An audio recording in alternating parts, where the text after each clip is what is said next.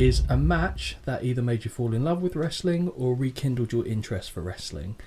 I know that you've got one in mind. I do. So I will let you go first, Holly. It was the Hardys, Edge and Christian, and Dudley's from WrestleMania 17.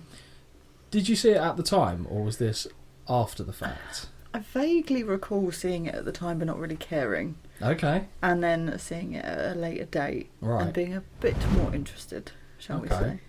I don't know for you when you were growing up whether how much of the in-ring stuff interested you or if it was just the attractive guys side of things. And I'm not slating you if that was the case. But I don't know. I mean, they helped. They definitely helped. At the age of 12 or yeah, 13. absolutely. Yeah, okay. Hormones are flying all over the shop. Well, that is very fair. Very fair. But I think because that match especially was an interesting match, to be fair. It's not just 6 men in a ring doing, like, there's ladders, there's everything going on there. Like, I feel like it's a bit more, at that point, interesting than just, say, for example, 2 men just in a ring with nothing else going on. Yeah. So that probably is what interested me more, I'll be honest. I mean, they'd had matches before and, like, they'd had ladders involved, they'd had tables involved. But this still felt fairly new. So, like you said, it was quite different from the stuff that was being put out there on a regular basis. So I can see why that would be appealing to a young Polly.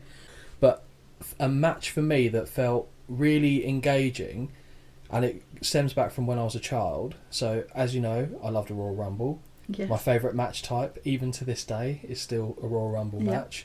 Not often done well anymore, but I digress. And I think it was the 2011 Royal Rumble. Okay. And first of all, they won the child in me when they said, oh, it's going to be a 40-man Royal Rumble. And I thought, 10 more people? Yeah. And I was like, okay. So don't get me wrong, at this point, I'm already, 22, 21, something like that. But I got excited. I thought, more people in it. I wasn't thinking about the calibre of people that were going to be in it. And then I started to overthink it. And I was thinking, well, they're going to have to put crapper people in there just to fill that out. It's not going to be staged well, like in terms of like the timings of things. And I convinced myself it was going to be crap. Then I watched the 2011 Royal Rumble, and I enjoyed it. Nice. I actually thought it was really fun. They had various stages in it, Rumble. and the 2011 Rumble had periods where I think it started with CM Punk and Daniel Bryan were the first two, and I thought, take my money now. Like that's a great pairing for me. And they had periods where there was a few people in, then someone would come in, would clear house, then they'd tell a different story. So in that match, I'm sure in an episode we'll cover it down the line. This was when CM Punk took over the Nexus group. I don't know if you remember. Vaguely remember. So it was when NXT kind of came up to the main roster, was led by Wade Barrett, and CM Punk kind of wrestled control of that group. And then he had like all the Nexus people coming in, including an early Bray Wyatt when he was still Husky Harris was in that match as a Nexus representative.